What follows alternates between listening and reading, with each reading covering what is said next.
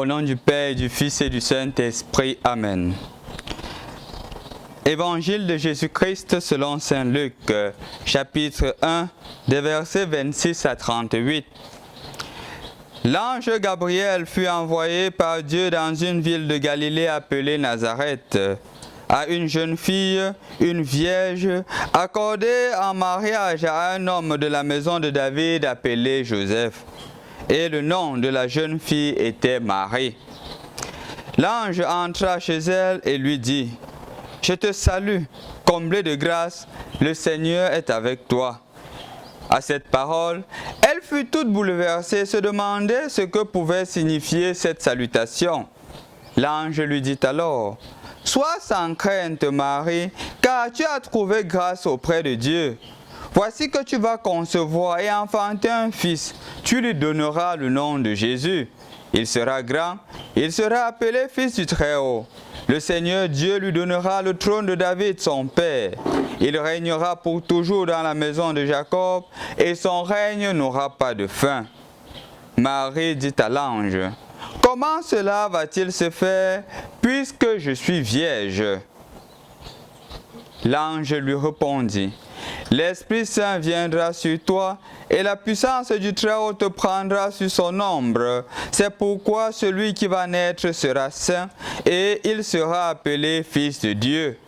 Et voici qu'Élisabeth, ta cousine, a conçu elle aussi un fils dans sa vieillesse. Et elle en est à son 6e mois, alors qu'on l'appelait la femme stérile, car rien n'est impossible à Dieu. » Marie dit alors: « Voici la servante du Seigneur, que tout se passe pour moi selon ta parole. » Alors l'ange la quitta. Bonjour chers frères et sœurs dans le Christ. Aujourd'hui, comme la semaine passée, nous faisons une petite pause de notre temps de carême pour célébrer une solennité. La dernière fois, nous célébrions la solennité de Saint Joseph. Aujourd'hui, nous célébrons l'Annonciation de la Vierge Marie, le 25 mars. Si nous comptons, on se rendra compte que c'est en ce jour en fait que Marie conçoit Jésus, parce que ça fait 9 mois, et 9 mois plus tard, le 25 décembre, Jésus est mis au monde. 9 mois exactement. Et aujourd'hui, c'est la merveille, l'annonciation d'une naissance qui est en vue. La nativité de notre Seigneur Jésus-Christ, qui est une solennité, une grande fête dans notre Église. Je ne voudrais pas m'appesantir sur le sens de l'annonciation parce que le mot lui-même l'explique, et justement l'explique en rapport avec Marie. Ce sur quoi je voudrais m'appesantir aujourd'hui, c'est sur 2 images, l'image de l'ange et l'image de la Vierge Marie. La première chose, c'est à propos de l'ange qui annonce la parole de Dieu, qui annonce l'ange Gabriel, qui vient faire l'annonciation. Vous savez, chers frères et sœurs dans le Christ, quand l'ange ne parle pas de lui-même. L'ange parle au nom de Dieu.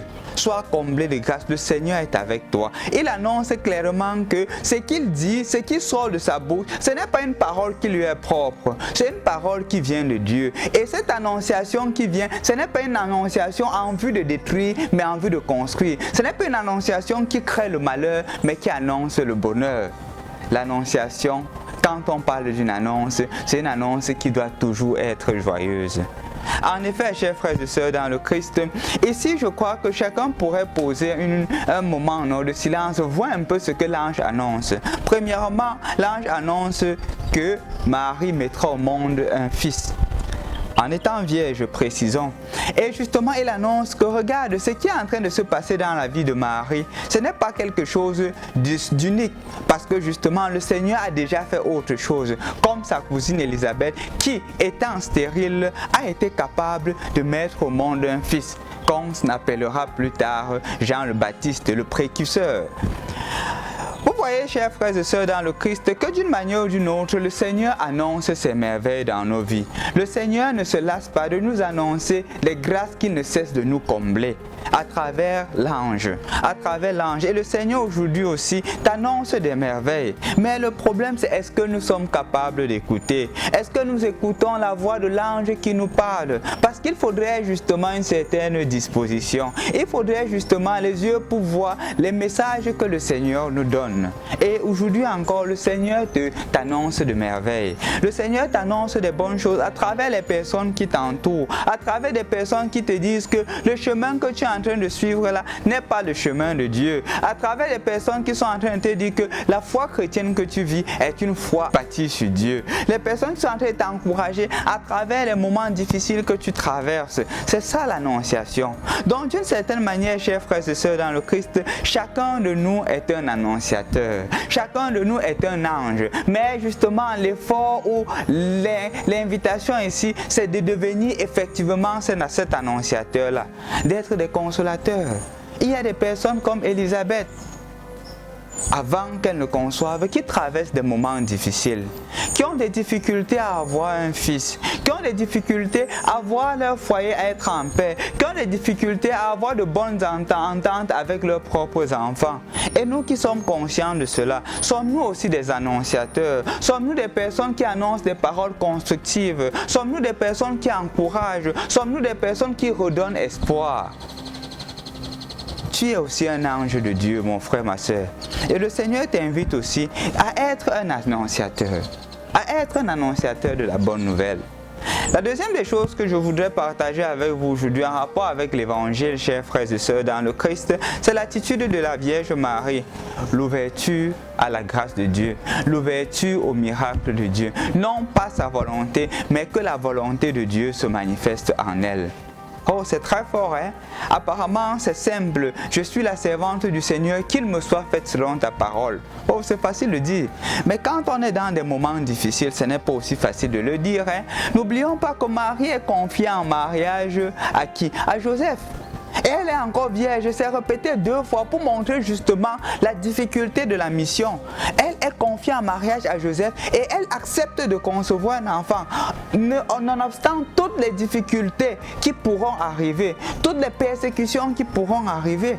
Donc quand elle dit « je suis la servante du Seigneur », elle sait que les difficultés viendront. Elle sait qu'elle est en train justement de courir à sa propre perte. Mais elle se laisse conduire, elle se laisse guider parce qu'elle croit fermement que l'action du Seigneur n'est pas trompeuse. Le Seigneur ne peut jamais ni se tromper, ni nous tromper. C'est ce que nous disons dans notre profession de foi. Et c'est ce qui habite Marie. Au point elle dit, je suis la servante du Seigneur. Mon frère, ma soeur, je crois que d'une certaine manière, il y a des moments où tu traverses des moments difficiles. Des moments où tu te demandes même si Dieu est avec toi.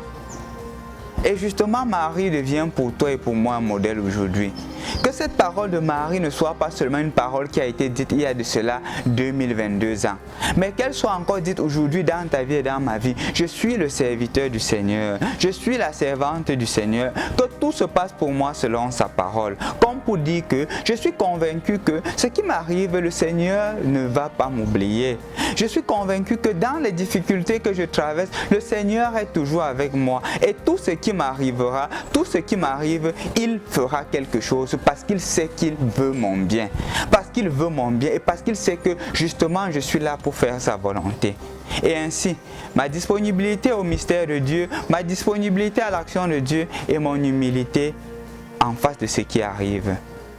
Donc, en résumé, chers frères et sœurs dans le Christ, 2 attitudes doivent nous habiter en ce jour. La première, celle de devenir des annonciateurs, les annonciateurs des merveilles de Dieu. Quand ce temps de carême qui est en train de continuer, nous continuons à être des annonciateurs, que ce qui sort de nos bouches soit des paroles de bénédiction, soit des paroles d'amour, soit des paroles de consolation, et non des paroles qui créeront la division entre les personnes, et non des paroles qui créeront la haine entre les personnes, et non des paroles qui créeront la méfiance. Et là, nous serons des servants du Seigneur, des servantes du Seigneur. Et nous serons ainsi capables de dire que tout advienne pour moi selon ta parole. Au nom du Père et du Fils et du Saint-Esprit. Amen.